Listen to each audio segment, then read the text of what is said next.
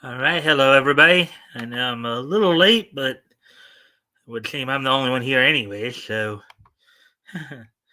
all right. So as usual, we're going to, of course, we're going to give it a few minutes to give people a chance to get in.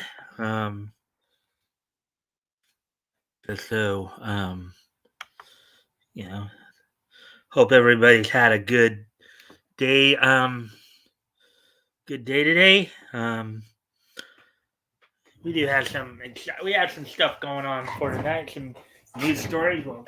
And I'll talk more about those in a moment. Get along, gang, get along, gang.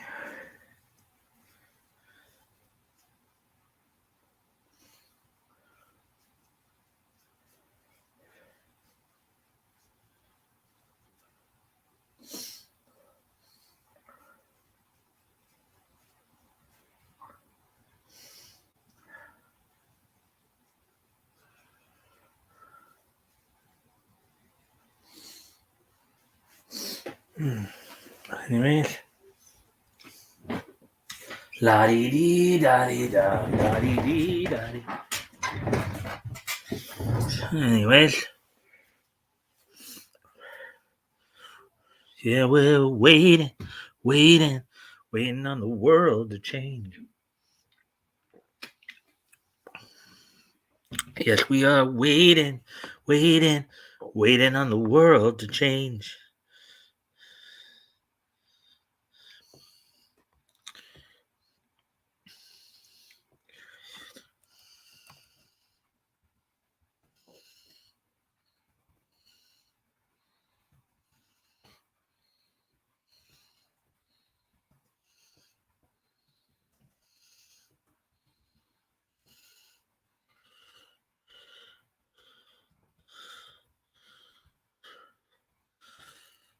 Now we have two people in there. Hello. Hopefully you're doing well. As I said, I'm just waiting for a few minutes to let people show up a bit. If you can like and share the stream, see if we can get some more people in here, that'd be appreciated. More friendly people, that is. Yeah, so we're just waiting on the world to change. Yeah, we're waiting on the world to change.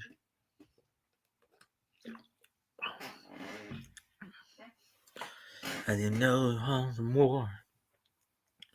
Every time we know. Hey, May. Just joined. Sup, Mike. How you been? Finally made it. I'm glad to see you're doing it. Yeah, yeah, May. It's been a while. Hopefully you are doing well. Hopefully we'll see you more often on here. Hey. Yeah, hey. As I said, just if you can like and share the stream, see if we can get some more friendly people in here, that'd be appreciated. Oh yeah, so oh yeah. We're right now at the 4 minute mark, or coming up on the 4 minute mark, so we're just, as I said, just waiting for more people to show up.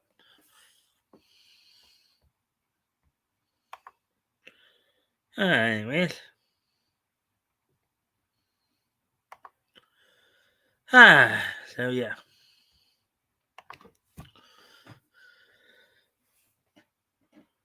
I'm hoping to still eating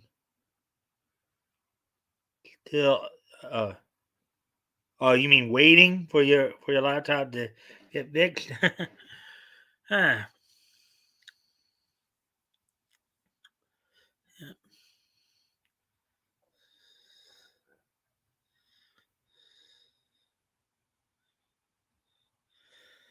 Yeah, I'm just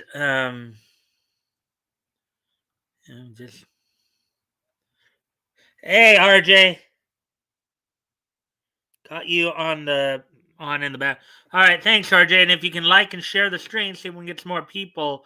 Um in here that, some more friendly people, obviously. Well, now I got 3 people here, so we're just past the 5-minute mark, so I guess I can go ahead and actually get started a little early here because, usually if I have 3, that's, to keep people interested. Hi, Black. Yeah.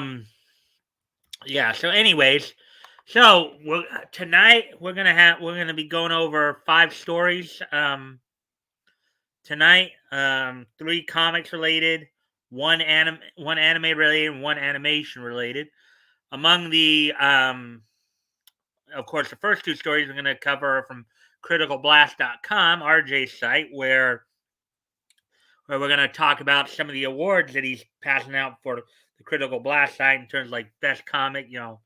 Um, among those include how the crowdfunders are squeezing out the mainstream comics for best of 2021, as well as in the um, best comics writer category, entrepreneurs dominate, led by Perfect 10's Dave Brink. So those 2, and then from Bounding into Comics. Let's see. Let me just remind myself here. There's a comic story there in regards to a, a graphic novel adaptation of Richard Fox's military science fiction novel, The Ember War. That we'll be covering that.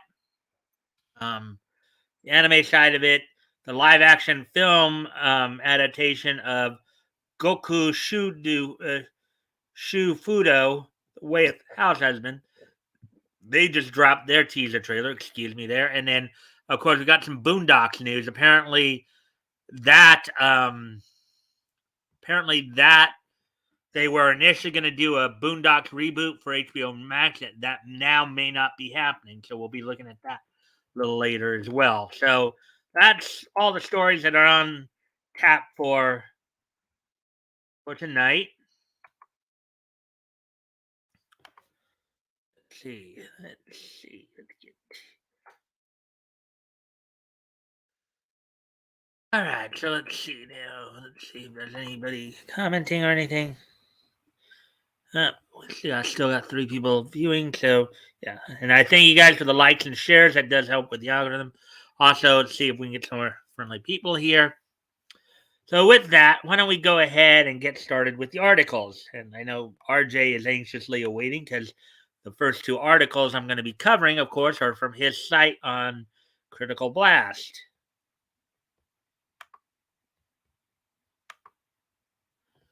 All right, so here we go.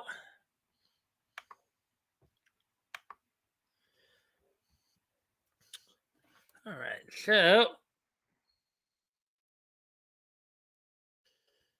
here's the first article of the night.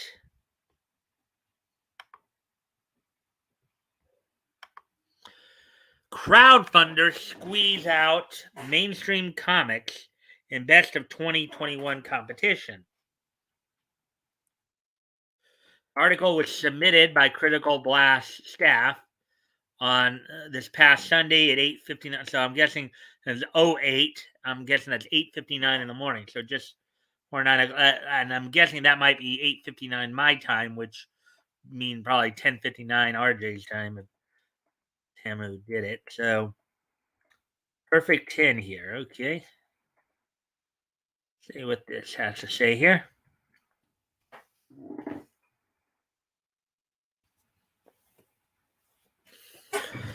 The nominees for Best Comic of 2021 was a lengthy list, and picking through it to pick the best of the best was not like being asked to name your favorite child. Okay. But in the end, there were winners and losers. And for the first time in the history of Critical Blast, DC Comics had no position in the rankings. Considering kind of the downward trend that's been going on at DC, is that really a surprise to anybody? I mean, heck, we had what about a month or so ago where Eric July, also known as Young Ripa 59, came out and called it dead company, and that's been the That's been the nickname given to it ever since. Excuse me a moment. I'm sorry. My dog's barking, so I've got to go tend to her. I'll be right back. Sorry about that. I'll be right back.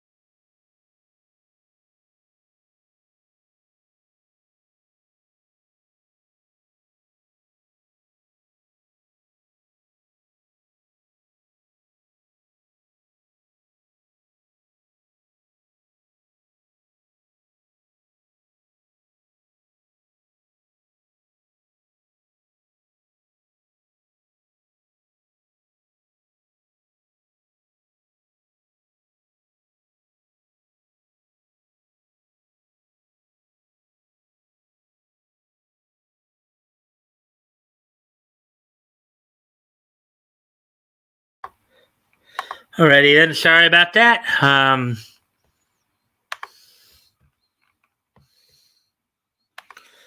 Just I do know that RJ did say that have it on in his background, so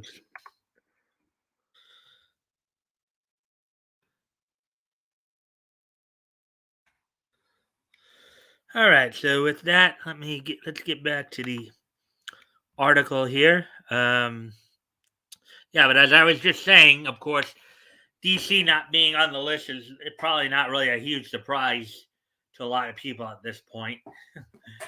I mean, I know Yellow Flash himself has talked about like even on a lot of the top, 50 units sold and sales from the resource he was able to get. Everything at DC is just all Batman titles with the exception of one or two spots on each. So, um, well, anyways, let's continue on with the article here. Indeed, Marvel Comics only had one title bubble toward the top with King in Black, which tied with the Dave Sim crowdfunded hardcover, The Strange Death of Alex Raymond, at 5.41% of all votes cast. Yeah, and we've talked about Alex Raymond before. Alex Raymond was the creator of Flash Gordon, I believe. So from that point forward, Indie Comics led the charge with How to Die and Monster MD taking 6.76%. Well, they must have had a lot of comics for the numbers to be spread out that thin, where your top numbers are still single digits.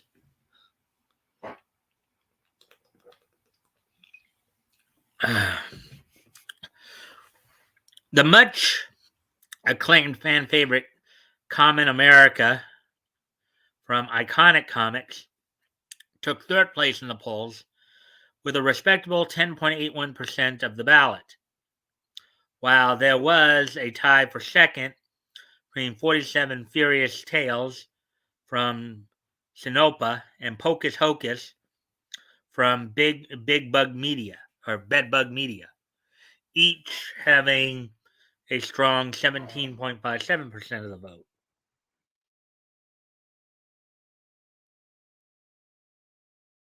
So he's even got a pie chart here. Look at this pie chart. um,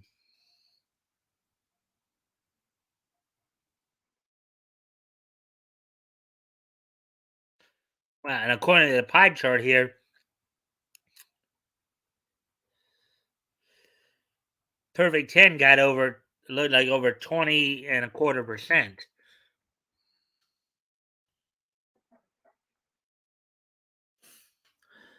But the number one title isn't just an indie comic, it's also a European import. Dave Brink and Pal Rodricks collaborated on this future story of classic superheroes and supervillains in the action adventure comic Perfect 10, slipping its competition and nabbing 20.27% of the vote, or basically just over like 20.25%, basically what they're saying. So.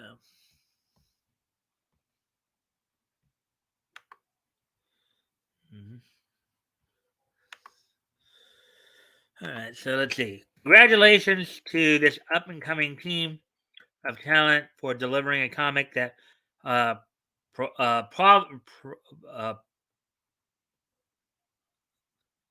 I guess there was I don't know if that was intentional or if that was a misspelling, but I think you should have had a B there instead of a V. Probably resonated comic book fans. All right, so there's that one. Now let's move on to the next story. Unless anybody's got anything they'd like to say about the comment about the news article we just read, Maybe RJ, would you got RJ? I figure you might want to say something. Well, I know you got this on in the background, so but if you guys have anything you want to add to the conversation, feel free to. Um, as you know, that's part of what we like to do too, is just get conversations going as well. So I'm waiting to see if you guys will say anything. I guess I'll at least prep the next article here.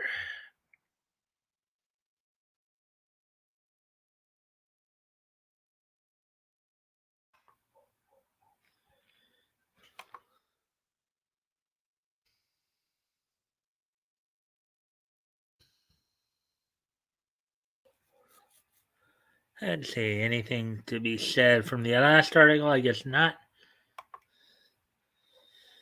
All right, then we shall go ahead and continue to move on.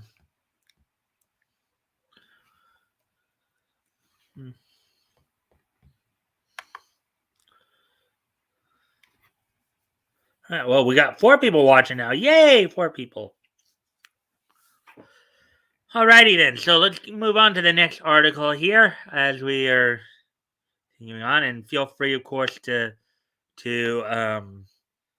comment on the articles as you see them, and if you haven't already, if you can like and share this thing, see if we can get some more friendly people in here, that'd be appreciated.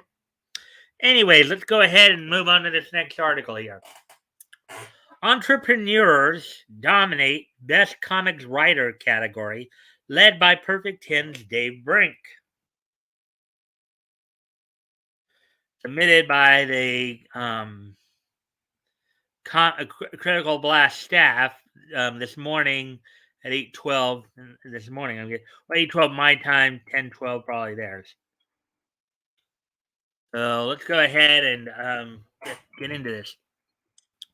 The 21st century indie comics renaissance has introduced readers to a plethora of winners or writers and artists that were it not for the self-publishing opportunities afforded by the technologies of digital printing and online crowdfunding, might have otherwise gone unnoticed. The response to this year's Best Comics Writer poll, and indeed all the comic book related categories this year, speaks to the hunger in the market for new material by fresh voices. Let's see. Sonic Mole, with his Ghost World like comic Saving the World, is the first to break onto the chart with 4.35% of all ballots cast. Head of him is comics veteran Carl Kessel for his work on Impossible 2, the team-up book between the characters Impossible Jones and Holly Days. Holly Days. Okay, that's a very interesting pun there. Good word pun there. Holidays. Holidays. It will feel right. Anyways. Monster MD's Von Kloss tied with Pirate Queen's Mandy Summers, with each garnering 8.7% of all votes cast. Leaping ahead into the third place position with 17.39% of the vote, we find comic book newcomers Alan Dunford and Will Radford for their work on Pocus Hocus from Bedbug Media, or Badbug Media.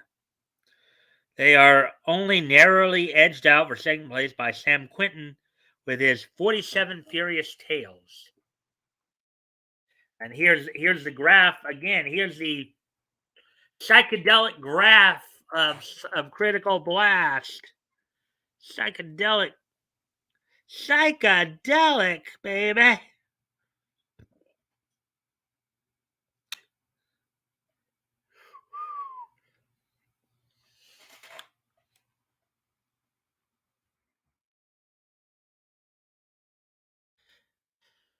This year's top vote getter is the writer of the book that took this year's award for best comic with a sizable 26.9%, so over a quarter here. Wow, I mean the writer got more of the percent than his book did. The winner of the best comic writer of 2021 is Perfect 10's Dave Brink. Wow, I mean that should say something about the dude's writing talent right there. I mean, he actually got 6% more of the vote as a writer than his book got. Granted, Perfect 10 is going to be looks like it's going to be the slam dunk of the year here. I guess if RJ's got anything he'd like to say about that. With that being said, guess we can move on. Well, does anybody have anything they'd like to add to the conversation here right now? And I guess this is who wrote it. This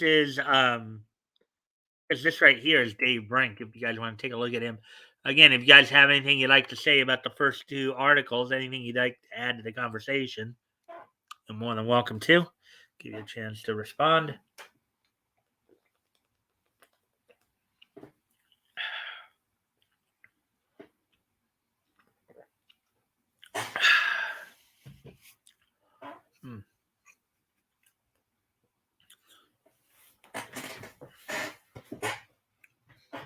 Hey, Chris. I'm watching on TV, so commenting is almost impossible. All right. Well, if you can like and share, as well, see if we can get some more friendly people in here too, Chris. That would help out as well. Yeah, but yeah, just think maybe next year, Chris, you'll be on this list. Maybe with Cyclopean or Cluster Fudge or maybe even Trolls Exposed. that one I think could garner quite a bit of fanfare.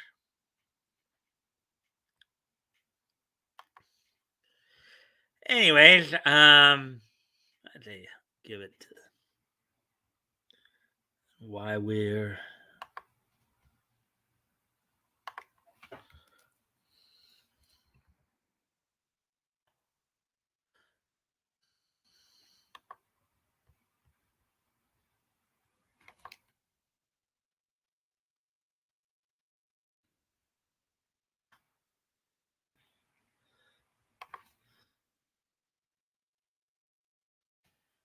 just moving it on there to see.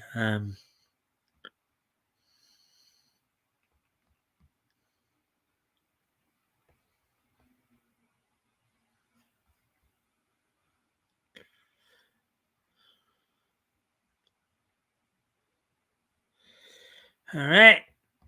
So, we're seeing that nobody.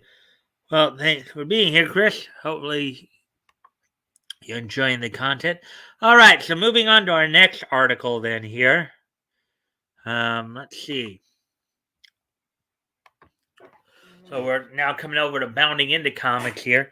Richard Fox's military science fiction novel, The Ember War, The Ruins of Anthalos, gets a graphic novel adaptation. Article by John F. Trent, published earlier today. Science fiction novelist Richard Fox's second novel in his The Ember War saga will be receiving a graphic novel adaptation. This must be some of the artwork from it. Ember War, The Ruins of Anthalos.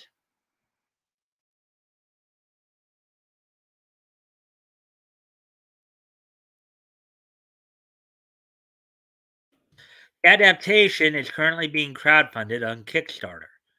So, it is being adapted by comic book writer and fellow novelist John Della Rose, with artwork by Oliver Borges, who previously worked on Bloodshot, Rising Spirit, and Xenoscope's The Courier, Liberty, and Death. Della Rose previously adapted the first book in the saga The Ember War with artist Jethro Morales. All right.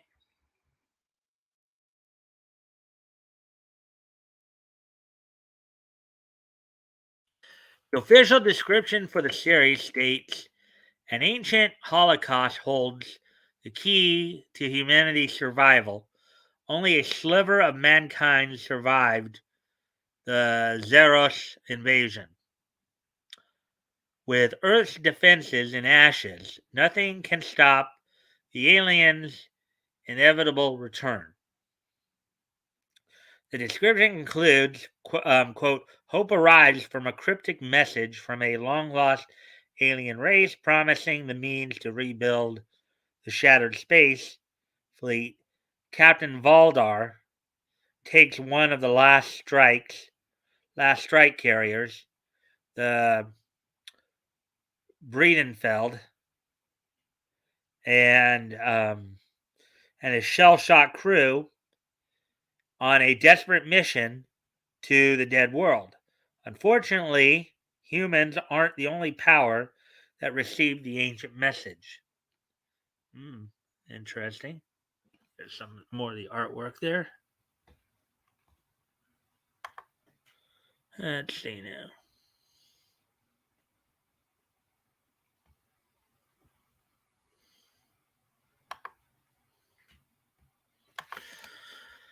Let's see. And there's a classic picture right there. Ember War, the Ruins of Anthalos. If you are unfamiliar with the Ember War, the official description for the 9-book saga on Amazon states the merciless alien race bent on human extermination has pointed its armada towards Earth. The countdown to their arrival begins. Unquote. Quote, a mysterious intelligence warns only a young scientist, Mark Ibarra, of our impending doom. Together, the two create a plan for humanity to survive the invasion. Even with the aid of advanced new technology, Mark is faced with a major problem. The plan, if it works, can only save a fraction of us, unquote, it continues.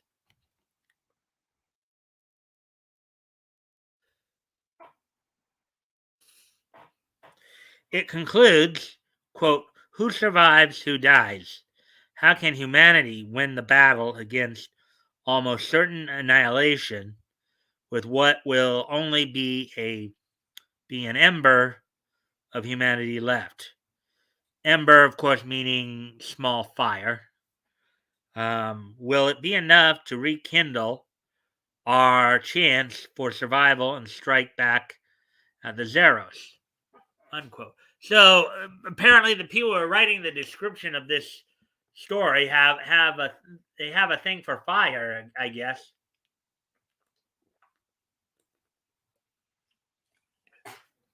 They seem to like using fire analogies. That's pretty interesting. Oh, yeah.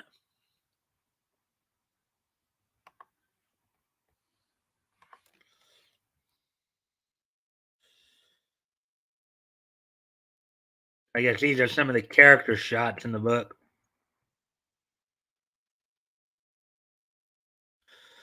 Fox describes the series as Battlestar Galactica meets Mass Effect. It is a story of first contact with galactic empires, some with our best interest at heart, others that see us as an infestation to be wiped out. Unquote. He adds, quote, epic space battles, heroes, and villains you'll never forget, and just the right amount of humor to make you burst out laughing while you're reading in public. Now, yeah, now that might be very interesting. It's like you're sitting there in the park somewhere reading this and you start laughing out loud, and people are like looking at you like, huh? What's so funny? Hey, what's so funny? What's so funny?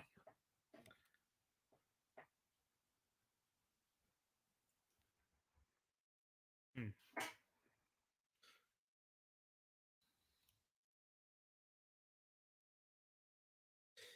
Uh,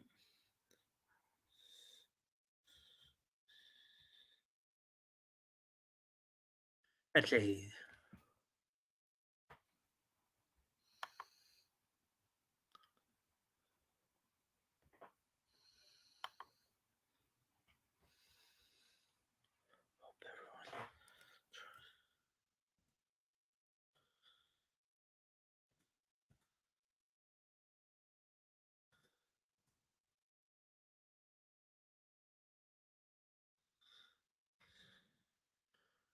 All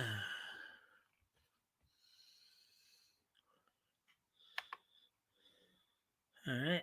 Anyways, as we're continuing on, let's see. The Ember War, the ruins of Anthology's graphic novel, will feature the option to purchase a variant cover by Joe Bennett. This is the same guy from Brazil who I know is now working quite a bit with Chuck Dixon at Arkhaven, who was formerly with Marvel. Um, Basically got fired from Marvel, if you guys remember last year for um, for that political cartoon he did a few years ago. The Kickstarter campaign also has 30,000 stretch goal that includes the adaptation of the short story Iron Hearts. The short story was originally published in Ember War Tales alongside Vent Rats, The Anvil, Iron Within, Schism, and Going Dark. The official description for Iron Hearts states Elias, soldier of the Iron Hearts, and a pilot of a mechanized suit of armor, lies comatose in a hospital, his mind trapped within the prison of his failing body, with no other option but to watch their friend wither away. His fellow Ironhearts concoct a dangerous plan to save him. Unquote.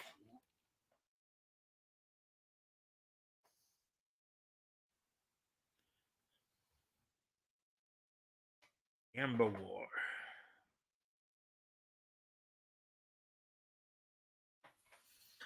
The campaign also includes the option to purchase the first graphic novel adaptation.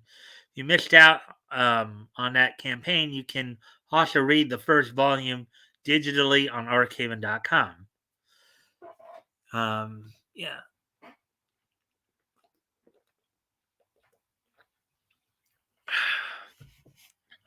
As of writing, the Kickstarter campaign has 13 backers and has raised $646. It is aiming to hit 25 grand.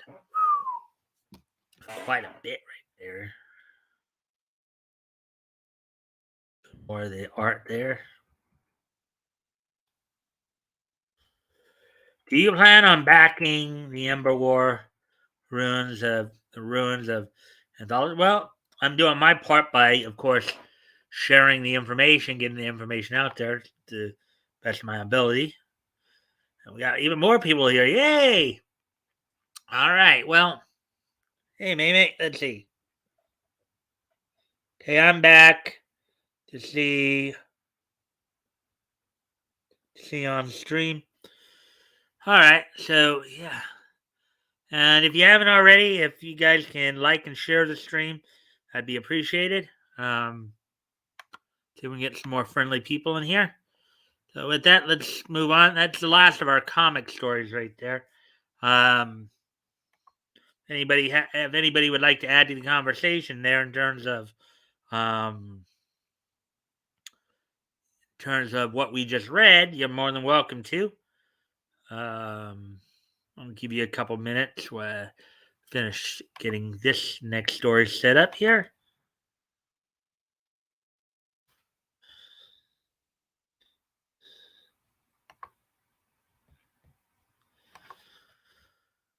All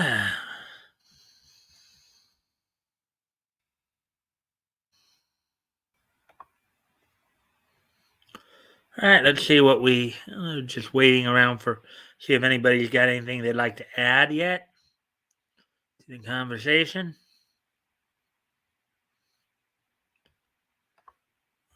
Let's go check something.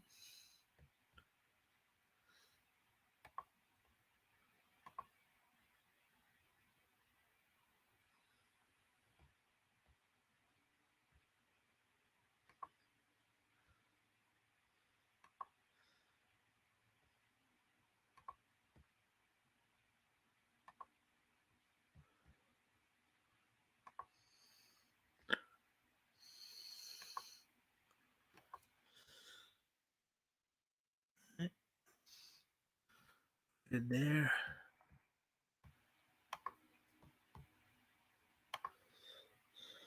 All right, anybody? No, I guess not. All right.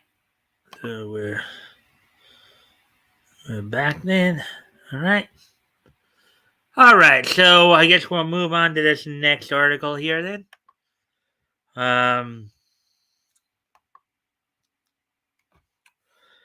This I guess is in the anime, manga, and movies sections here. Goku Shufudo, The Way of the House Husband, live action film drops first teaser trailer. Article by Spencer McCooley, published earlier today. Now, from what I understand, this series is actually pretty popular over in Japan, and its anime has been pretty popular too.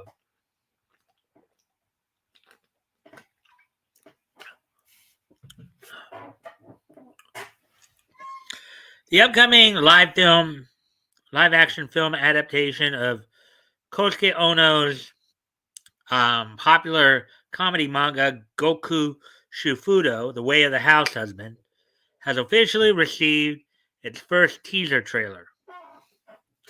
Now, the thing is with this, too, is that I know there's been a lot of criticism going on because of some of the recent live-action adaptations that have been happening. But I don't know if this particular one is being handled by Netflix or not. I think this might be being handled by Japan, but I guess we'll wait and see here.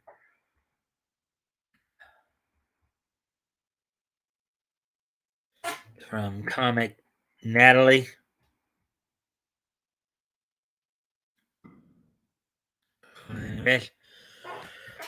Released on February 7th, which was yesterday, Goku Shufudo, the cinema's premiere trailer, highlights film's main cast, many of whom have reprised their respective roles the series' previous 2020 television adaptation. Okay.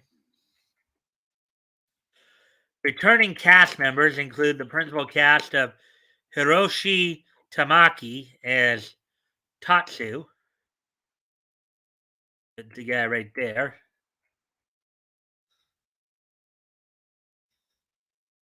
Yeah, the house has been Goku's cinema. Haruna Kawaguchi as Miku. She's pretty. uh, Very pretty lady there. See. The pair will also be reunited with Tamaki Shiratori as Himawari, Izumi Inamori as Ibari, Naoto Takanaka as Kikujiro Iguchi, Jun Shison as Masha, Michiko Tanaka as Oda, Junpei Yasui as Sado Gashima, Yuda Furukawa as Sakai, Megumi as Tanaka, Kenichi Takito as Torajiro, and Tina Tamashiro as Yukari. Rounding out the series' returning production members will be director Toichiro Ruto, who previously served in the same role for the television drama.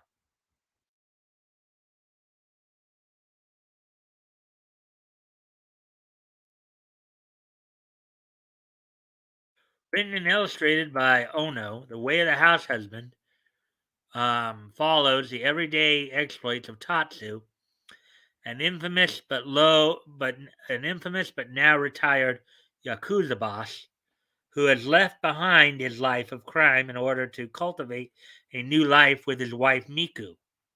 However, Tatsu proves that you can take the yakuza out of the man, but you cannot take the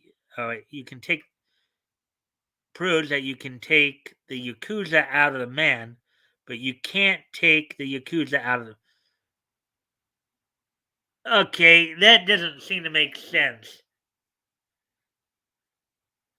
That doesn't seem to make. I think what he actually meant to say is you can take the man out of the yakuza, but you can't take the yakuza out of the man. I think that's what he meant to say, but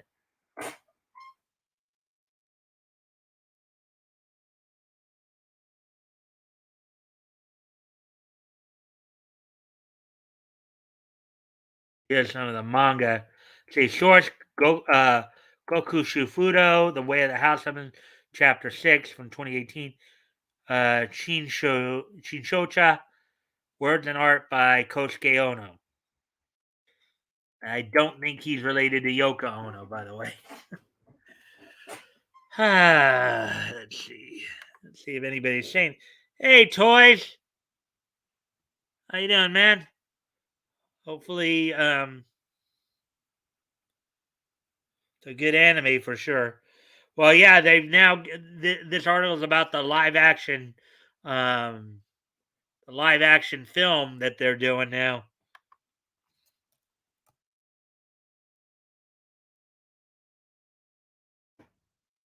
So, if you haven't already, if you can like and share the stream, that would, and see if we can get some more friendly people in here, that'd be appreciated.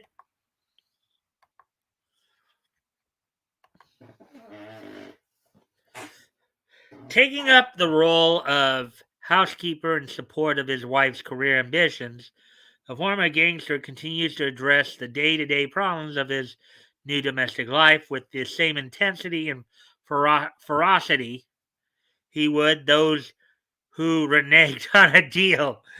Oh boy. Oh yeah. Yeah, you go to the market to get your groceries and they try to stiff you in a look, if you don't hey, you know this isn't right. If you don't fix this, you're gonna end up wearing cement shoes. You get me?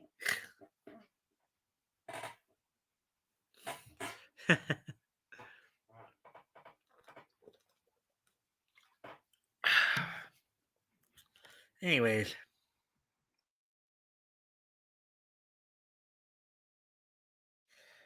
of course, Goku Shufudo, The Way of the House, was in chapter 25. Shino Shosha, Words and Art by Kosuke Ono. Let's see. Goku Shufudo, The Way of the House Husband. The cinema is currently set for a Japanese release early this summer. What do you make of the first trailer for the cinematic debut of Tatsu, Miku, and the rest of their friends and associates? Let us know your thoughts on social media or in the comments down below. Actually, I would think, Toys, you're the one who watched the anime. I would think you'd want to catch that trailer because you seem to be a big fan of that show. Oh, yeah.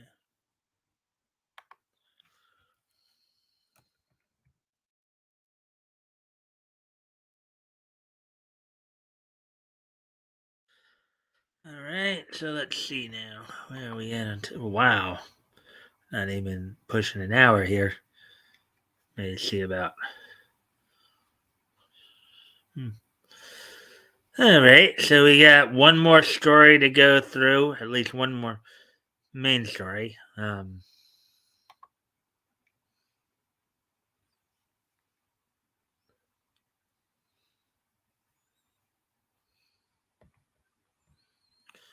right, so.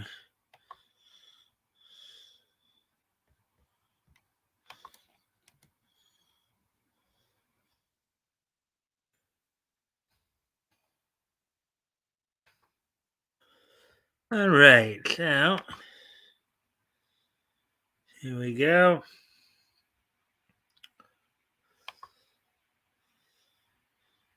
So before we get started with this article, of course, does anybody have anything they'd like to add to the conversation? Like comment on what we've read so far?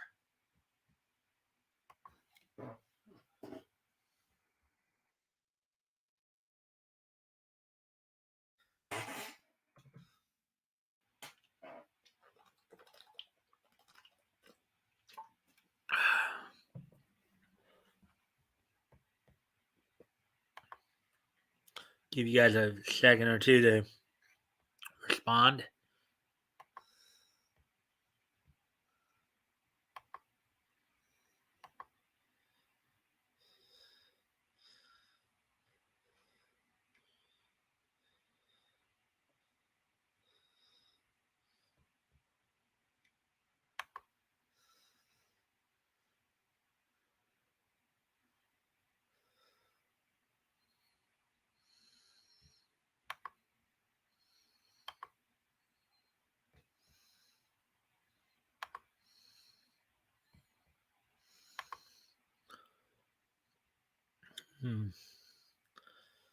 I guess people are. Well, I know RJ was busy putting a bed together.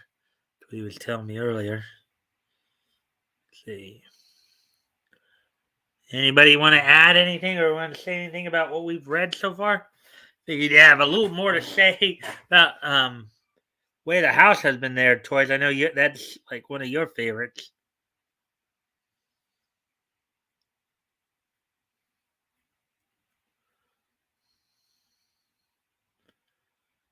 Hmm.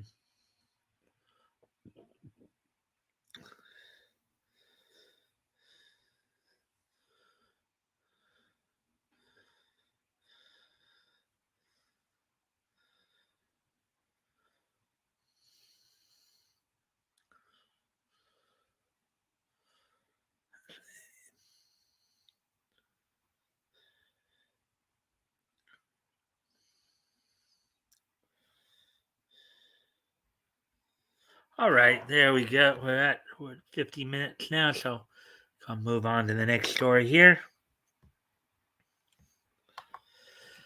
Boondocks reboot no longer a go at HBO Max. Article by JB Augustine, published earlier today. Like a few DC film projects, namely New Gods and The Trench before it, the updating of the anime style series The Boondocks is not moving ahead anymore at HBO Max. Boondocks Adult Swim pictures.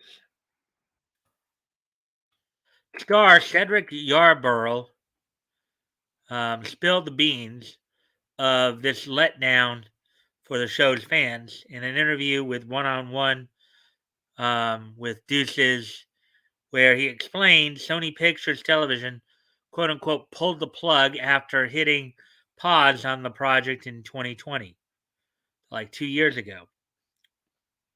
Quote, I hate to say this, but the show is right now not coming back, unquote, Yarborough said.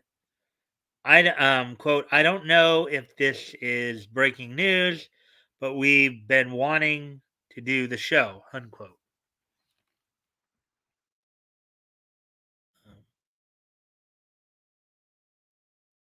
He continued on and addressed Sony's decision, quote, and Sony, they decided they're going to pull the plug, so I don't know, unquote. He added, quote, hopefully maybe one day we'll be able to revisit. If we don't, then that's what that is. But I wish the show was coming back, unquote. The Boondocks Revival was announced in 2019 by HBO Max as a flagship animated program coming soon to the platform. Its plot would have involved used Huey and Riley Freeman and their granddad Robert dealing with modern issues in a new idyllic community in Maryland. The family unit's newfound peace of mind in their new neighborhood was to get disrupted by Uncle Ruckus and his takeover of the area.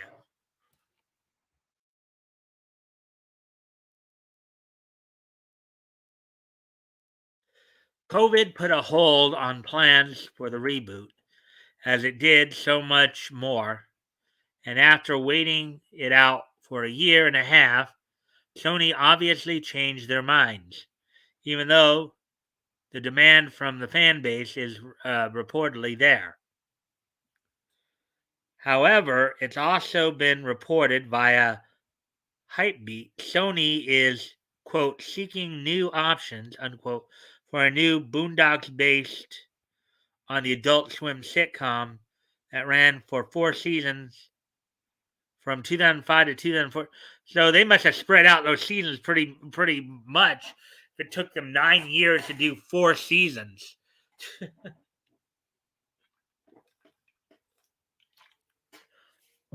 They must have had like 2005, 2006, 2008, something like that. Spread it out that much. Let's see. Featuring the voices of Regina King, the late John Witherspoon, and Yarborough.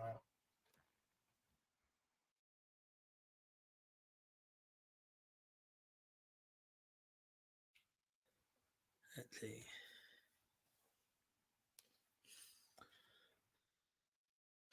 The harder they fall, left or right. Zazie Beat says Mary Fields, and Regina King is Trudy Smith in The Harder They Fall. So,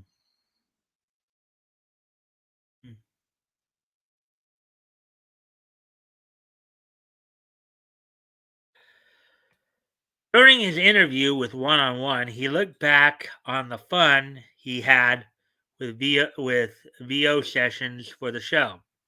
Quote, they've surrounded us with an amazing cast. Regina King, so brilliant. The late, great John Witherspoon was fantastic. I believe Witherspoon played the grandfather. I believe he was the one who played Granddad Robert there. I think I do remember kind of hearing in passing about his passing, at the time it happened. So I just don't remember the year off the top of my head. But let's see. Gary Anthony Williams in brackets is killing it. Aaron in brackets Magruder in brackets as well, creator and producer, and Carl Jones are giving us the permission to go there, unquote. And I believe Gary Anthony Williams, I think he may have also, he's done some other voice work too. Yarborough continued, quote, they're like, yes, improvise, we'll do the script, but effing around. But effing around, do you? Let's see what you got, unquote. Boondocks.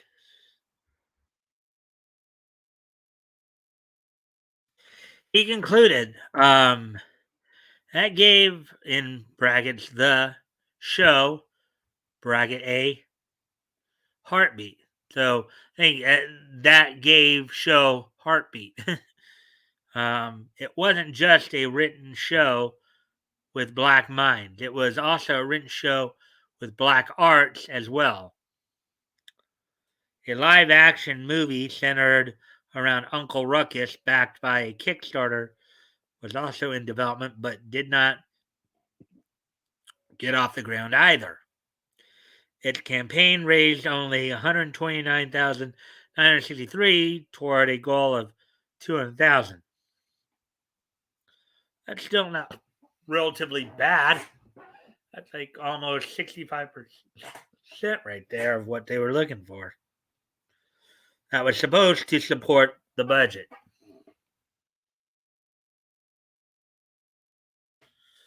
There, I guess, from the sounds of it, there was some desire for it, but apparently, I guess it didn't, go over well. So, anyways, that's all the main stories have for tonight. Let's see. Well, we didn't even make an hour. Well, maybe we'll do a little freelancing here and just see what we can find. See if there's any other interesting stories we can find here. So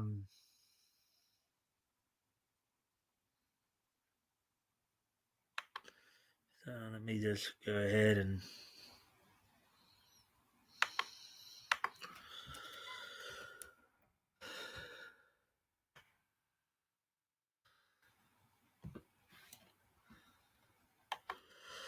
see what CBR may have to say on some things here. Let's see if there's anything.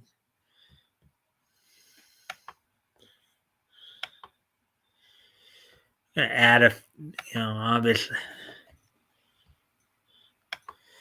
As such, that obviously run a little short here, so we'll do a little random reading here. We'll see what we can find in a more random manner.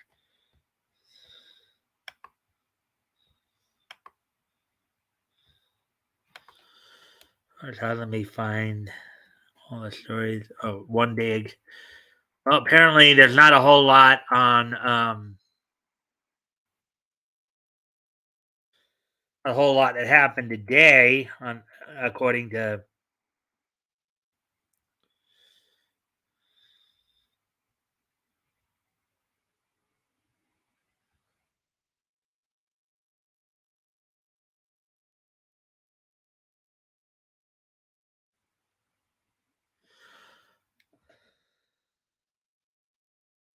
well, here's a good one to start off with. Aftershock Comics right here.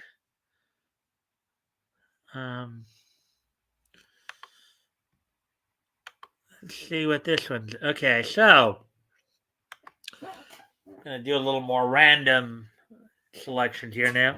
Acclaimed cover artist Juan Doe announces sci-fi horror book from Aftershock Comics. Aftershock Comics announces Spectre, a new sci-fi horror one-shot from acclaimed artist Juan Doe. who will take on all creative duties for the book. So apparently this guy's going to write and draw this book. So it's just him. He's not hiring out other artists to do the artwork. He's going to do the art and the script. That's going to be interesting. Article by Liam Nolan, published 13 hours ago. Artist Juan Doe is teaming with Aftershock Comics on a new one-shot, which will be titled Spectre. In its announcement, Aftershock confirmed Doe would take on all creative duties for Spectre, which is billed as horror tales with sci-fi bent and releases May 18th. Quote, Spectre is my spin on the horror anthology, unquote, Doe said of the title. He then explained the book would examine a few specific themes, including, quote, the fear of social failure and its consequences, the fear of not being recognized, appreciated, or seen, the fear of success, of giving in to your ego, the fear of hope, of believing in something good that may never come. Spectre is a title or theme,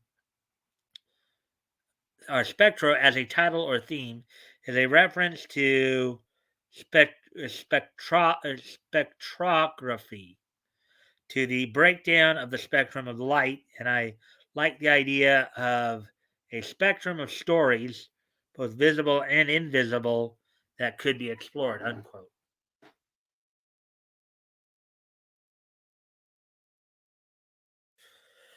Let's see. Speaking about his inspiration for the book, Doe mentioned such other sci-fi horror anthologies as Twilight Zone, Black Mirror, Creepshow, and Tales from the Dark Side.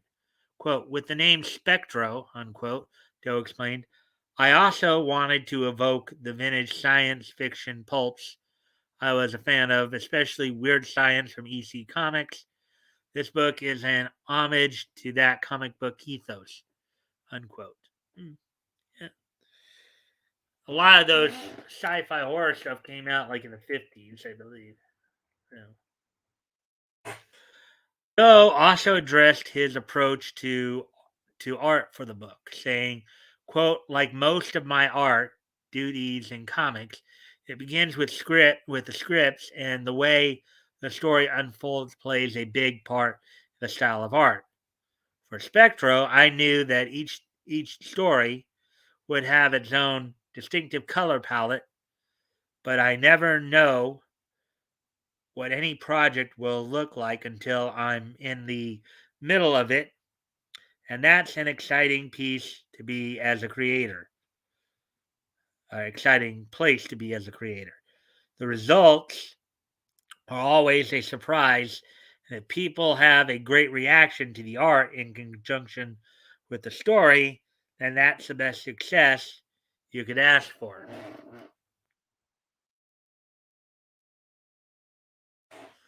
See what we got here.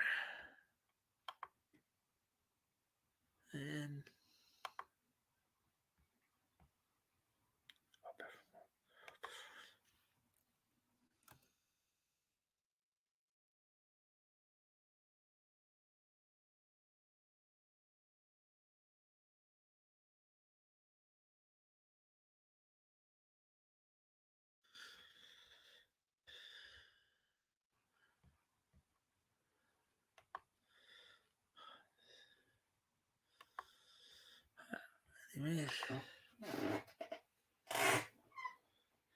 as for the challenges of helming all creative duties on Spectre, Doe explained, quote, I'd say the biggest challenge with this book was just creating and envisioning 4 distinct universes and characters that would be experiencing their own narratives that would feel like all the stories were tangentially connected. It took a while, but figuring out how these stories will play out is one of the best parts of the challenge once you figure out your sensibilities as a storyteller. then the challenge becomes about execution, and that's always the fun part, unquote.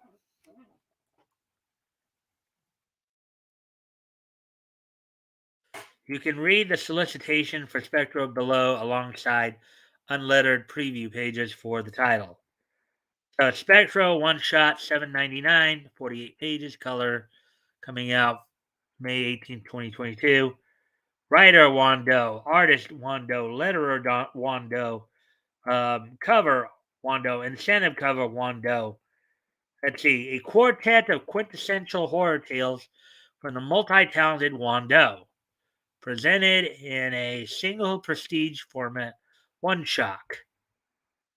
One shock or one maybe it's one there maybe one shot. In this case it was intentional, because of the horror aspect of it. I think it's supposed to be one shot though, but the Spectra explores the unnerving spectrum of fear through four terrifying stories rooted in cosmic game of twisted karma and phantasmagoric terror. One, what is at stake when sentient technology manipulates a man with projections of his desired self? Two, what are the consequences of excommunicating a member of the quote unquote nine planets? Well, because as we now know, Pluto was downgraded from being a planet to that may be what they're talking about. Pluto was downgraded from being a planet to to a dwarf planet. What is discovered when an explorer travels to Mars to ascend the tallest mountain in the solar system? Four, what happens when a scientist aboard the International Space Station is confronted with the most horrifying aspects of humankind? In what realm of fear do these stories exist? Spectro. Written and illustrated by Wando, Bad Reception, Dark Arc, Animosity, The Rise, Spectro is a horror anthology from deep within the recesses of the mind of one of the comics' most prolific talents.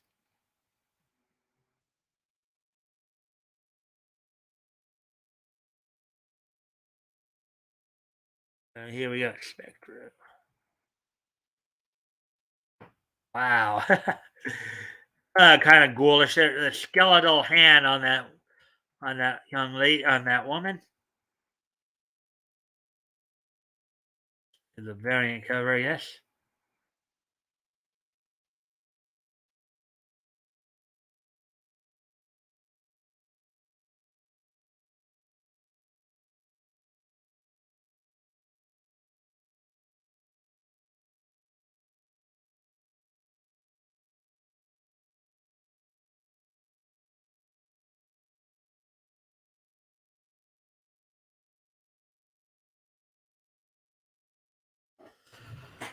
All right, so there we go with that one. Let's see. Let's see if you guys have anything you say yet. Ah, oh hey ATC. ah, all right then. So let's get ready to move on to the next art. Let's see what else we can find here.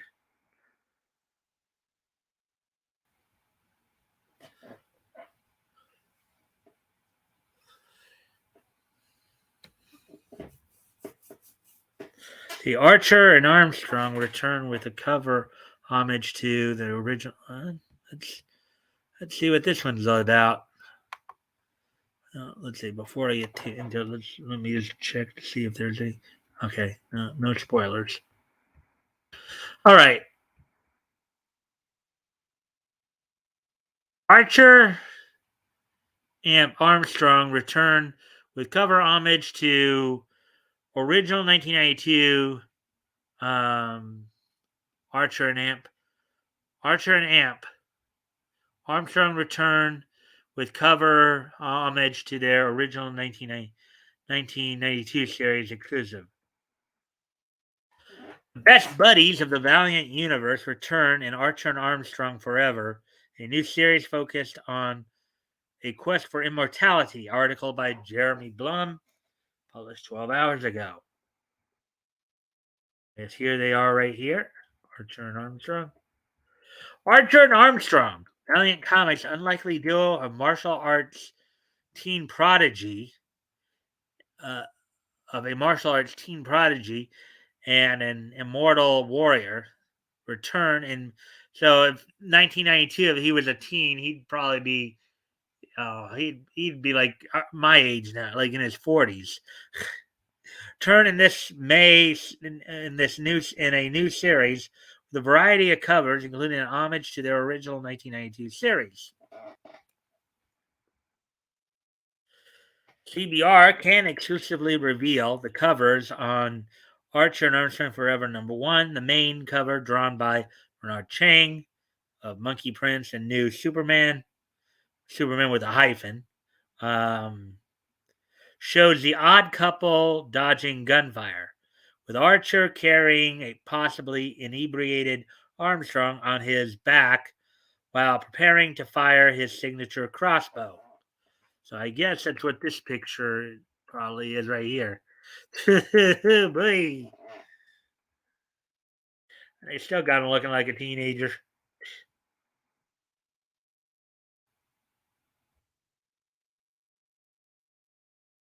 Like time stood still or something like that. Let's see. This artwork references Barry Windsor Smith's cover for Archer and Armstrong #0, which was released in June 1992. Other variant covers to accompany the new series, drawn by the likes of David Talaski, Dan Hipp, Rose Stein, and Ted Brandt. Archer and Armstrong Forever #1 from Valiant.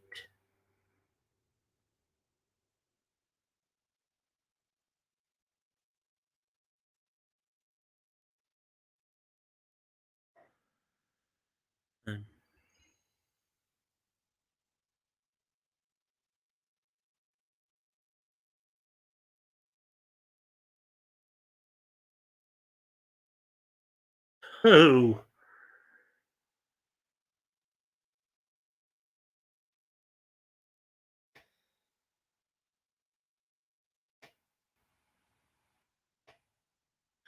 they got these guys going all over the place all throughout history.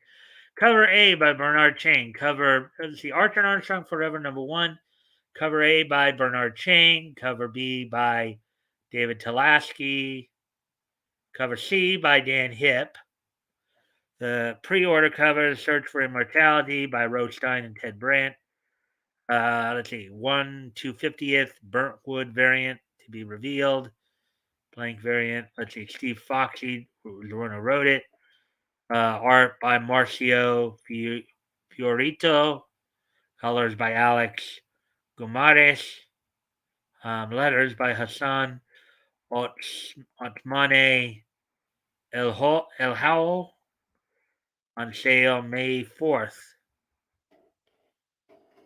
Triumphant return of Valiant's best friends. When the hard-drinking immortal Armstrong seemingly loses his ability to heal, the young and optimistic Archer refuses to let his best buddy go gentle into the good night. But when you live for millennia, you rack up plenty of enemies who will be thrilled to find out you're no longer indestructible. Archer and Armstrong's globe-trotting quest for quote-unquote more, or in parentheses, more immortality begins here. Let's see. Archer and Armstrong Forever #1 is written by Steve Fox of X-Men 92, House of, let's see, 92, Spider-Ham, Great Power, No Responsibility, and penciled by Marcio Fiorito, Marvel Action Adventures, The Wheel of Time. The issue revolves around Armstrong seemingly losing his healing ability as a whole host of the former Immortal's enemies come after him. Another Archer plans to defend his best friend to the death, and their quest to discern the secrets behind Armstrong's lost immortality promises to span a variety of different locations. Sounds like a globe-trotting adventure there.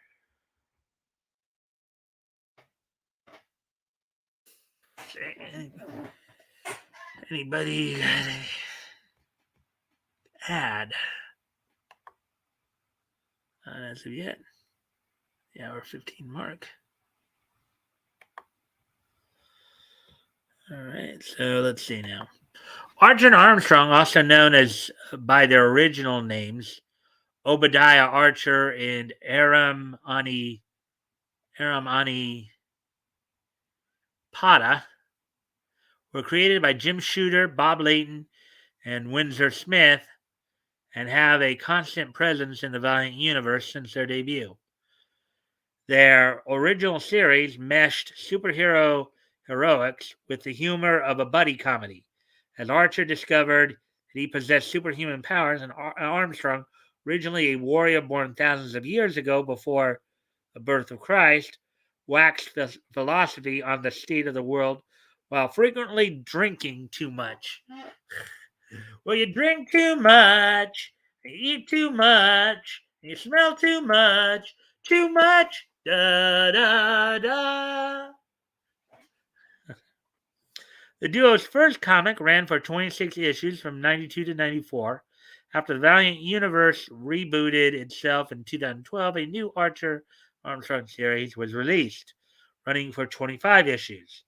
The pair's most recent outing was in A&A, The Adventures of Archer and Armstrong, a third series that lasted 12 issues, and in 2017. An Archer and Armstrong movie was announced in 2017 with Venom director Ruben Fleischer tapped as director and Pirates of the Caribbean's Terry Rossio as writer. Little has been announced about the film since then, but Archer and Armstrong both appeared in the live-action web series Ninjak versus the Valiant Universe, which was released on Valiant Comics' YouTube account in 2020. They were portrayed by actors Alex Megley and Kevin Porter. Archer and Armstrong Forever, #1, hits comic book shelves on May 4th. Alrighty then. Let's see where we're at on time here now. Let's see. Hour 18, we'll probably go a little more here. Let's see. Maybe we'll get to some.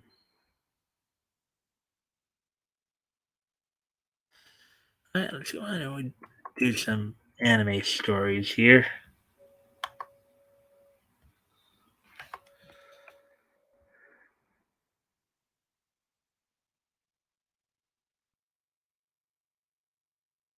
Do some anime stories, some random anime stories here.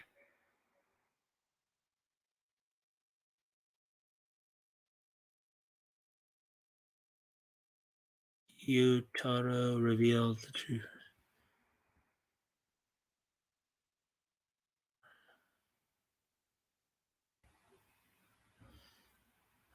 All right, we'll start with this one.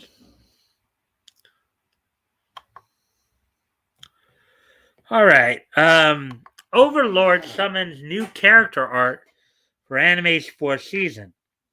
Overlord releases updated character designs for its cast in promotion of the anime's upcoming fourth season, which is set to release in 2022, so sometime this year.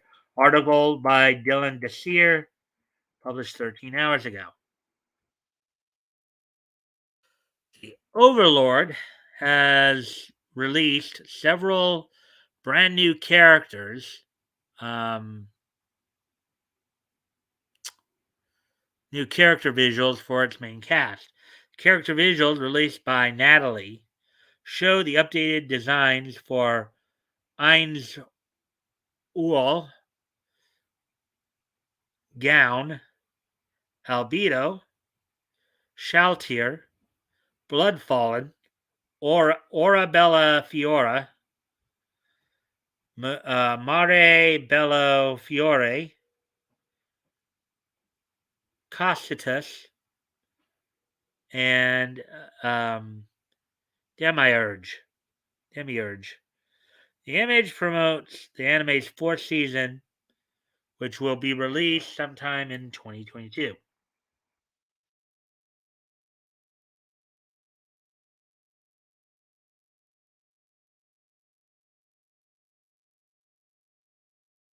Oh, so here's the go back up so you guys can take a better look at this artwork.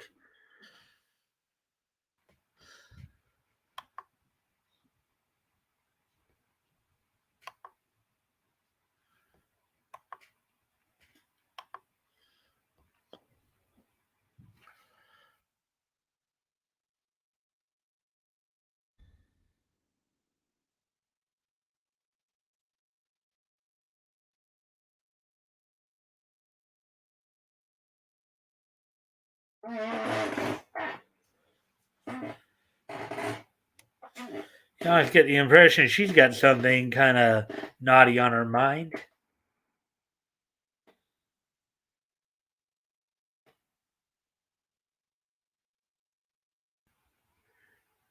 Uh, Demons and fancy clothes. That's quite an interesting.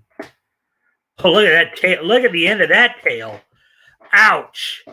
Wouldn't want to get whacked with that. And I wouldn't be surprised if there was poison in those spikes as well.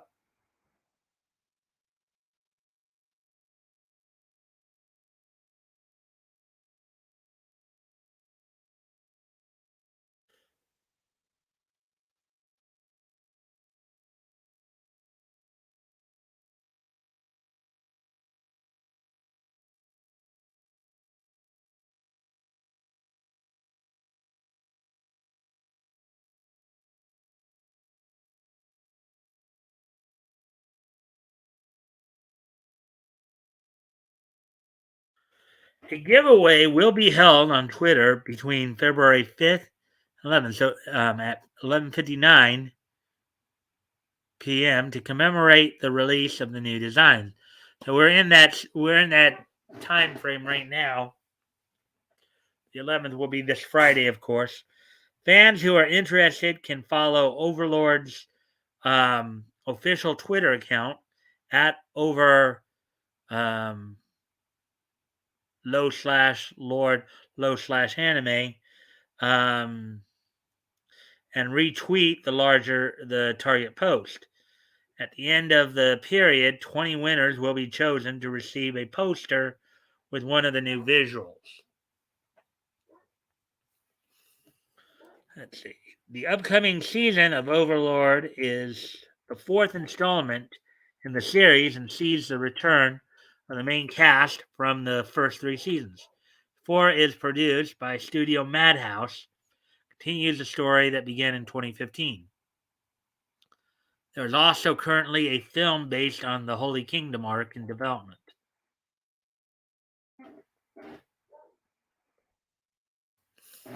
Overlord is a Japanese light novel series written by Kugane Maruyama and illustrated by Sobin that began serialization online in 2010 before being picked up by Enterbrain. That story takes place in a popular virtual reality game called Jägersdressel. Excuse me a moment. I need to check something here, folks. I'll be right back as soon as I go off camera here.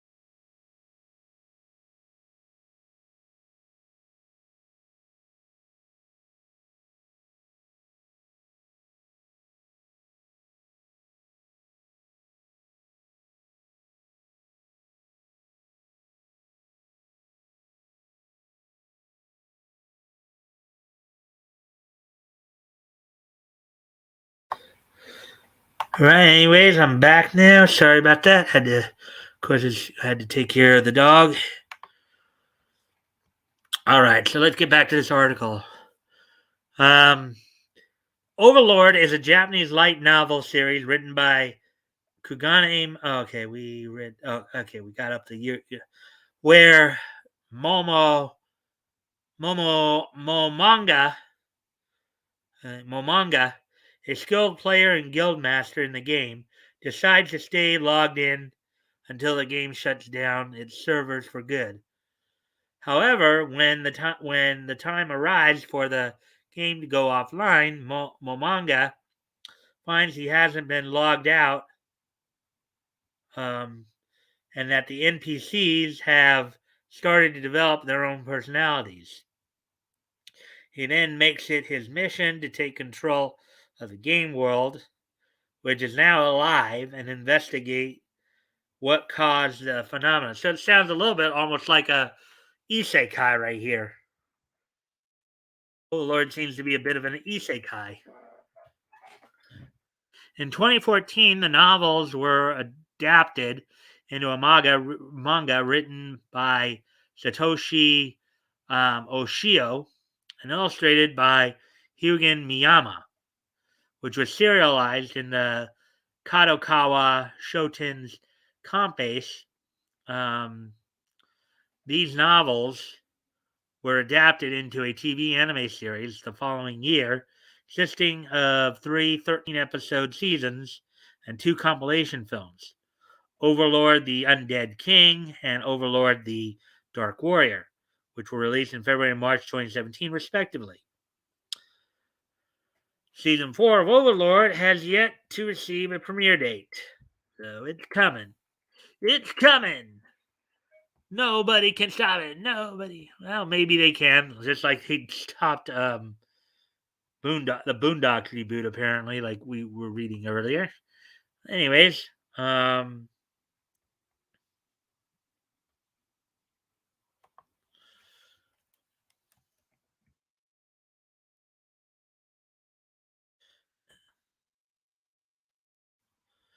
all right, so we're coming up on an hour and a half here, so we can try to go on, maybe at least do one more story here. See what else might capture my attention here.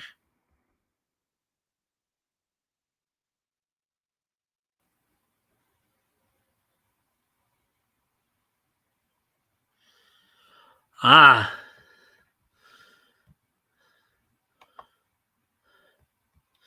here's apparently Cowboy Bebop Gundam Studio gets renamed, restructured.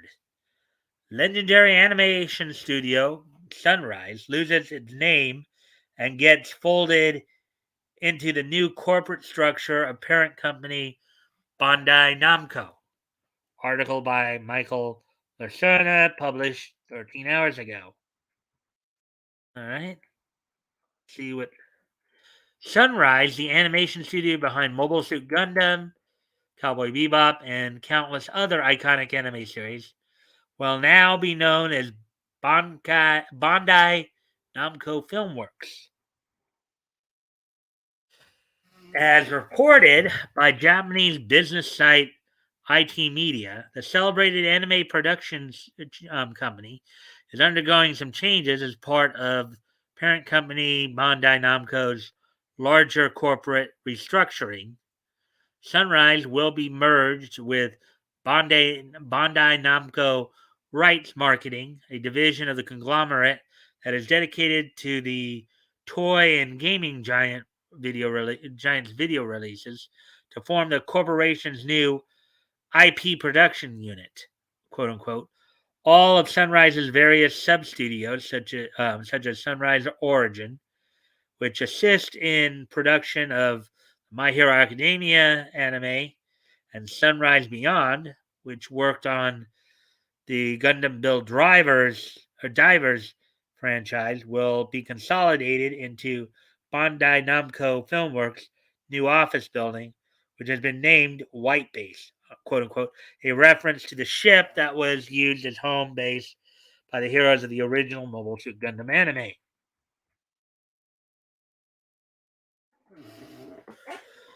Bandai Namco says it may continue to use the Sunrise branding on the studio's anime projects moving forward, but the studio itself and various other divisions will be folded into it, will now officially be known as Bandai Namco Filmworks. A spokesperson for the company formerly known as Sunrise said, quote, the individuality of Sunrise, which we have refined over the past 40 years, shall continue to grow as one of our key brands. However, we also want to create a new distinctive identity with a different shade. Unquote.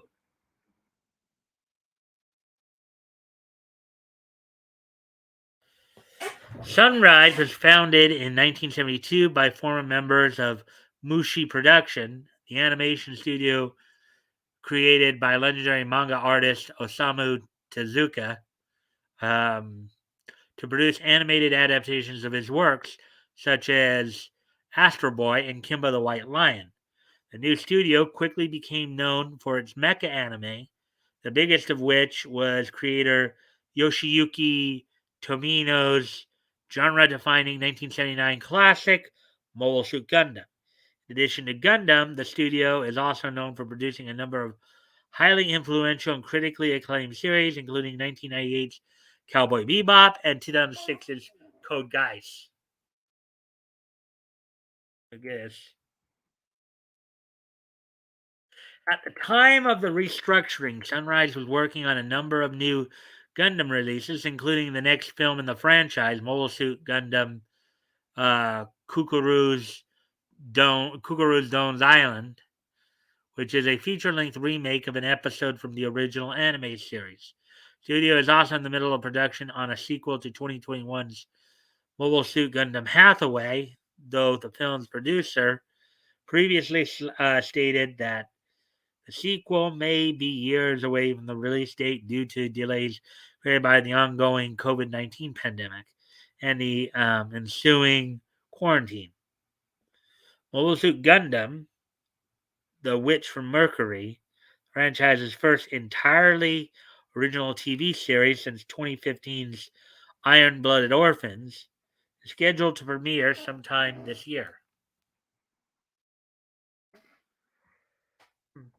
It'll be interesting to see if we find that series on. Have 4 people now. Hour 35. Yeah, maybe I'll try a couple more stories here.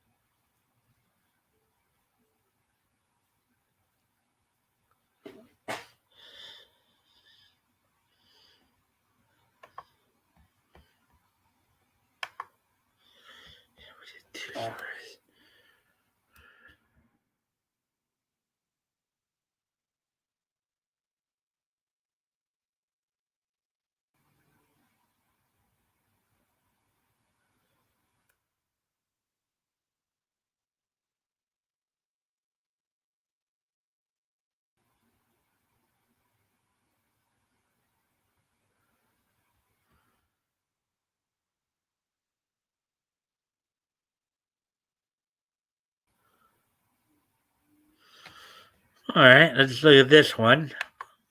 Bleach story.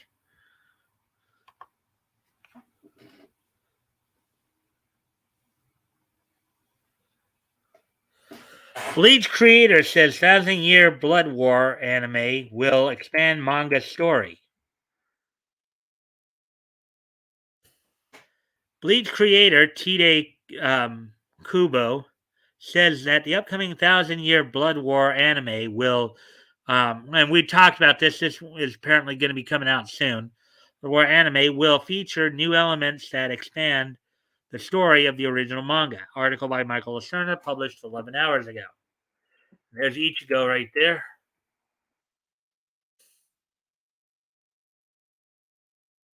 Bleach fans who experience the ending of the series through the manga may still have something new to see when the Thousand Year Blood War anime premieres. According to Bleach Daily Scans, Tide Kubo, the original creator of the series, recently confirmed in a Q&A with his fan club that the Thousand Year Blood War anime will feature new content and elements of the story that were previously left out of his manga.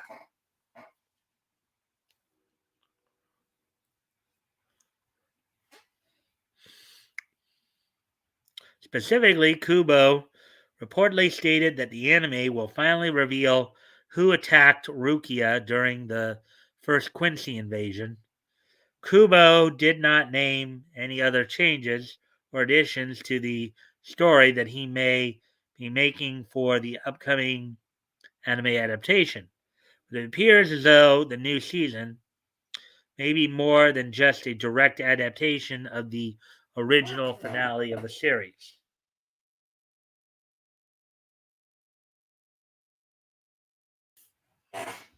Hmm.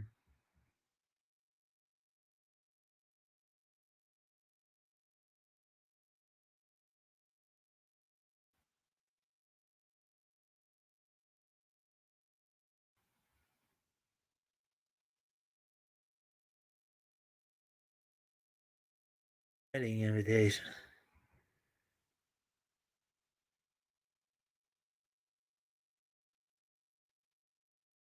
The Bleach anime first aired in 2004 and ran for 366 episodes.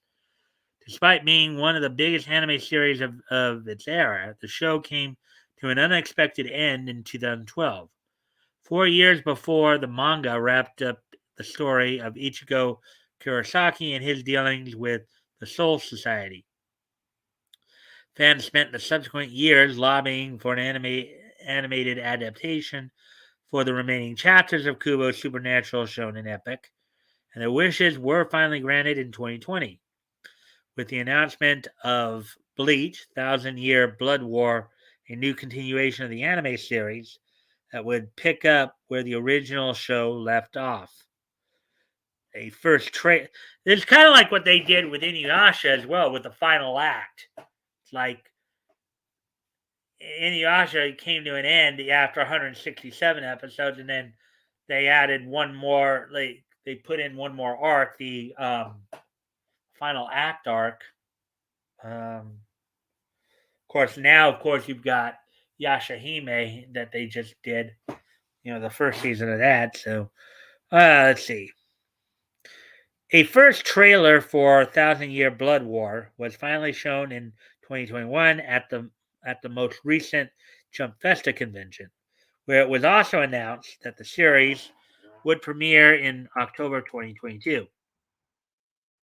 Anime isn't the only aspect of Bleach that's returning, as in 2021, Kubo published first new chapter of the manga since 2016 entitled, quote, No Breaths from Hell, unquote, and the new release was originally promoted as a one-off standalone release meant to celebrate the series' 20th anniversary. But fans were pleasantly surprised to discover that the chapter was actually a prologue for a new adventure starring Ichigo and the rest of the Soul Reapers.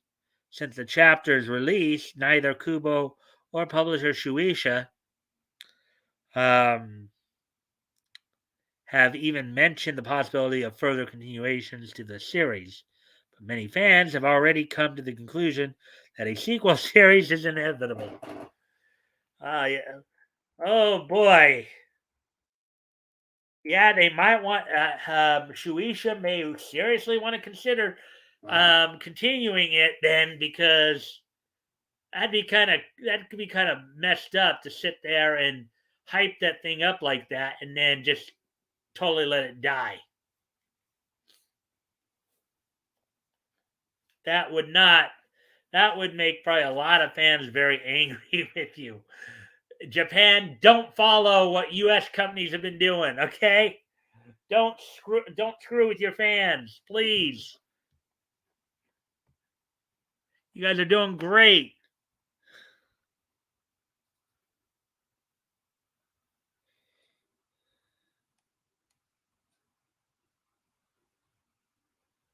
Yeah, I need to look out for the ad on the anime. I'd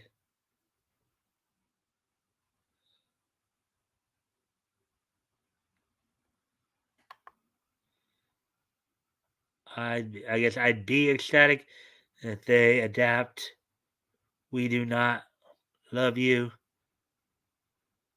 more more content.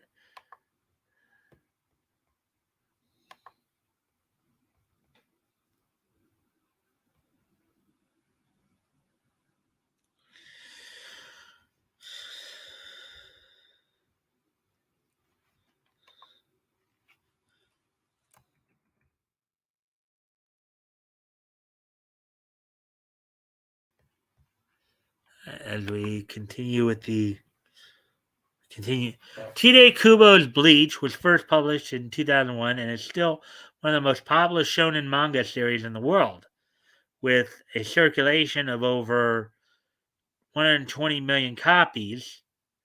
The original manga came to an end in 2016. But Kubo returned to its world 2018 with a spin-off series, Burn the Witch, which is set in England, explores the western branch of the Soul Society. Both the original Bleach and its spin-off are available in English from Viz Media. The 2004 anime series is available for streaming on a variety of platforms, including Netflix, Hulu, Crunchyroll, and Funimation. There we go with that one. And I might just do one more here because we've done 4 anime stories tonight, 5, just to even things out a bit. I might just try to see if we can find one more anime story to look at.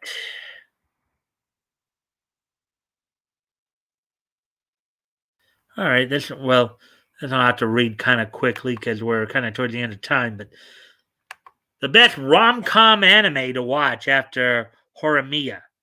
Horimiya is a popular rom-com romantic comedy anime with a wholesome central romance, and fans looking for more can try similar shows like Maid Sama and Wodakoi. Wodakoi. Um, Article by Lewis Kemner, published 11 hours ago. This will probably be the last news article we'll read tonight. We're like hour 44, so let's get this one in real quick. Horimiya is a popular manga anime series starring a sweet and wholesome central romance between the mysterious wannabe punk Miyamura Izumi and the popular big sister type Hori Kyoko. Horimiya is in who both learn that there's always more to someone than meets the eye. They learn to love one another for who they really are. The Horimiya anime is now over. The story continues in the original manga series, and a new one-shot manga story for Horimiya was recently announced too. That's good news for fans, but rom-com anime lovers can try a few more series in the same vein if they're in the mood for more. These series are perfect for any Horimiya fan. Homie Can't Communicate has another wholesome anime. Homie Can't Communicate is a popular new entry to the vast rom-com anime genre, and fans are already looking forward to season 2, which is due to air in 2022 spring anime season. This is the story of Komi Shoko, a kind but socially anxious girl who vowed to make 100 friends this year, no matter what, and transform her personal life forever. Her first friend is her surprisingly empathic classmate, Tadano Hirohito, who sympathizes with her goal and will help her reach it no matter what. While Comey Can't Communicate is more about friendship and high school hijinks than passionate romance, the story does have a subtle and sweet romance between Comey and Tadano that Horimiya fans are sure to love. Wodakoi is office romance at its best. Many of the best rom-com anime series are set in high school, but there's an exception, the office romance series Wodakoi. Its lead characters are all in their late 20s and have much more life experience than a high schooler, but they still have their insecurities regarding their otaku fandoms. In this office, it's best for Momose Narumi and Nifuji Hirotaka to keep their geek side hidden, but this shared hobby will inevitably bring them together as the nerdiest of lovers. Okay. At the same time, their friends Taro and Hanako get together much the same way, and even Hirotaka's little brother, Naoya, just might be falling for the shy but sweet Ko. Wodakoi is largely drama free, like Horimiya, and it focuses on the best parts of a loving relationship, not the worst.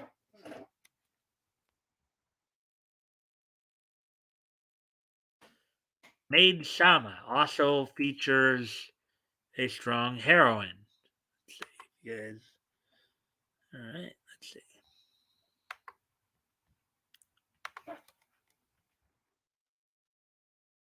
Horimiya features a gentle male lead in Miyamura Izumi and a confident and cool female lead in Ori Kyoko. And anyone who appreciates the empowering and cool Kyoko could also try out the hit anime series Maid Sama, based on the original manga of the same name. It is a shoujo story. Ayuzawa Misaki is the no-nonsense big sisterly student council president who moonlights at a maid cafe to support her struggling single mother and sister, and she must keep that a secret. And the reason that must be the case is because in Japan, um, students cannot hold down jobs, at least from what I understand. Those who are, I guess, younger than 15, like those who are in like middle school and lower, cannot hold down jobs while they're going to school. Their job is school, basically. Um, then her popular blonde classmate, Usui Takumi, waltzes right into Misaki's life as a quote unquote pervy alien of a lover who, despite his obnoxious antics, is smitten with her. Misaki soon embraces Takumi as a friend and ally, then as a lover, just in time to discover the wild truth about Takumi's mysterious backstory. There's more to him than meets the eye.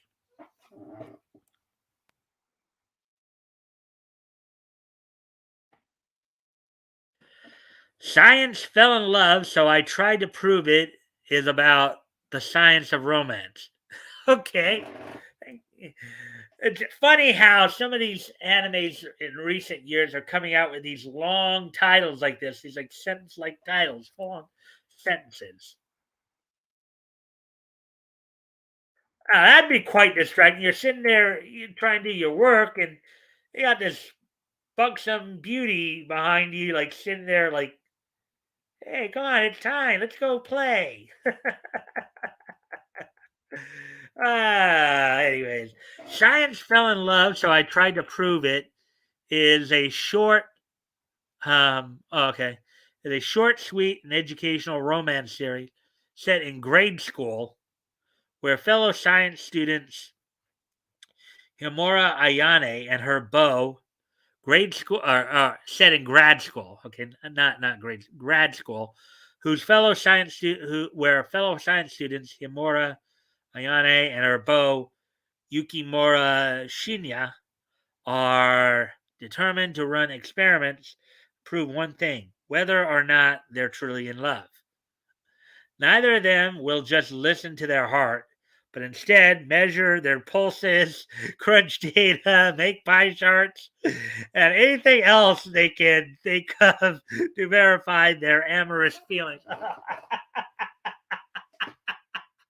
That does sound like a very interesting anime.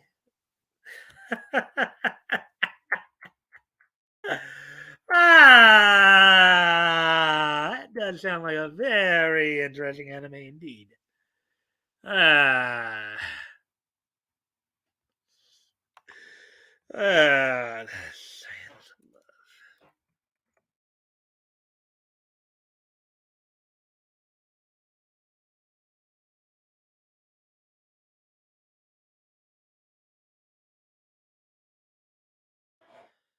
Anyways,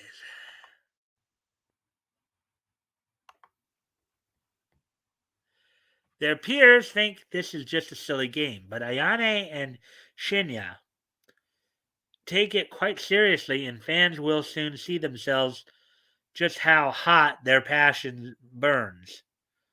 It won't be easy, though, since Shinya is a total kundere, much to Ayane's frustration. Won't he ever just open up and tell Ayane how he feels? Girlfriend is raunchy but sweet. That's quite a tagline if I ever saw one.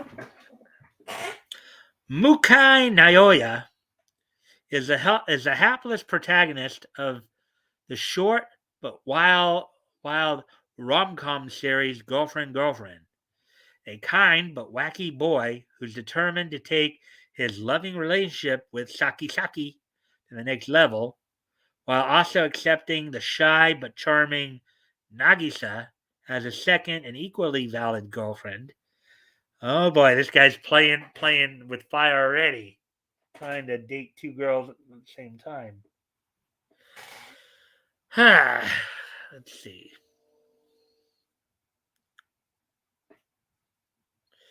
Naoya isn't doing this entirely for his own sake. He genuinely wants to keep both girls happy and validate their feelings with his love. And he'd feel terribly guilty if he dumped one for the other. Oh boy. Dude, you're asking for it. Dude is asking for it. Hmm. He therefore does his best to humorously balance two serious girlfriends at once. And things get even messier when the vlogger Rika joins in to win Naoya's heart, while Saki's friend Shinro tries to get Naoya to dump all the girls but Saki herself. Naoya is determined to keep everyone happy, but juggling this many girls at once is just as tough as it looks. Uh-huh. Yeah, we've heard that one before.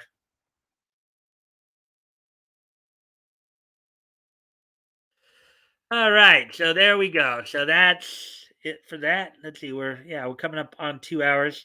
And so we're gonna go a little over because I decided to add in some stories from what I was originally doing. So we'll probably go a little over here as such. But we are gonna wind down now. So won't be going over that long. Let's see. So with that being said, I think it would be a good time to start wrapping things up. Is everybody ready for this day in each history? History. And I once again, of course, thank everybody for all the likes and shares. Hope everybody enjoyed the content as we were going through it. All the news stories. Some of them were pretty funny towards the end there. Um, yeah.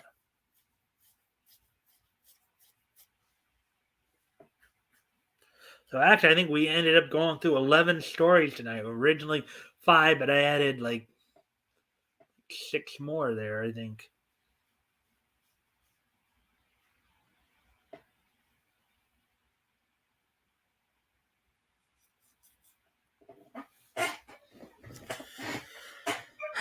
So, is everybody ready for this day in each history? History! Alrighty then. And don't forget, of course, this Friday, Batgoat hopefully will be able to be with me, and we will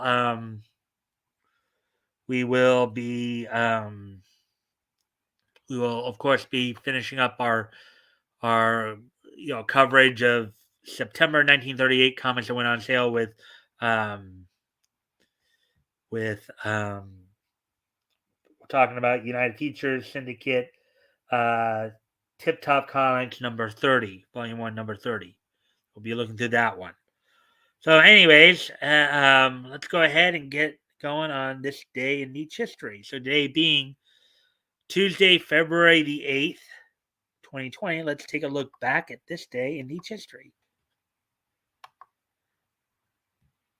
And first off, we're going to go back 70 years ago today to 1952, as on this date in 1952, the Disney animated short film directed by Jack Hanna, Lambert the Sheepish Lion, would premiere on this date, 1952. So apparently it was 8 minutes, 15 seconds, a short film. So on this day in 1952, the Disney animated short film Lambert the Sheepish Lion premiered on this date in 1952, which was 70 years ago today. So with that, let's go on to the next piece in each history.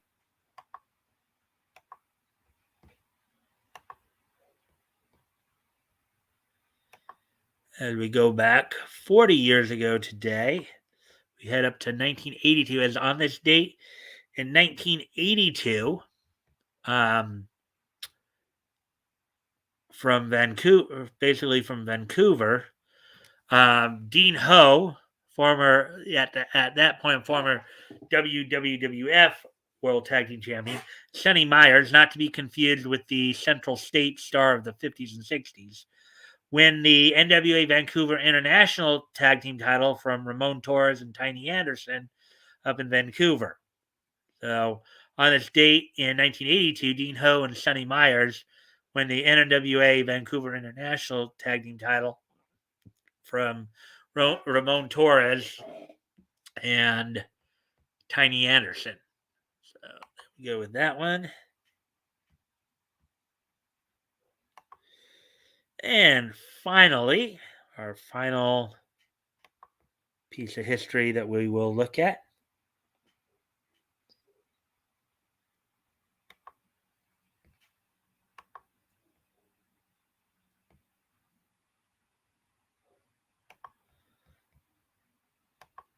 On this date in 2006, which was 16 years ago today, the 200th issue of Batman Legends of the Dark Knight went on sale on newsstands on this date back in 2006. The story was Emergency, 44 pages, written by Eddie Campbell and Darren White, art by Bart Sears, lettering done by Patrick Brosseau, with Michael Atya doing the coloring. So on this date, on 6, Batman Legends of the Dark Knight 200 went on sale on this date. So with that being said, I thank everybody for being here tonight. I thank everybody for all the likes and shares. Actually ended up extending the stories out a bit, as we did run a little short there, so added 6 more stories to it. So we actually went through 11 stories tonight.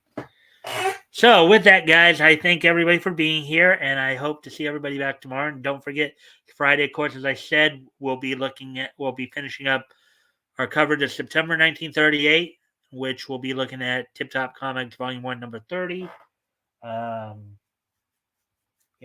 from United Feature Syndicate. So with that, guys, I thank you all for being here, and I will see you tomorrow.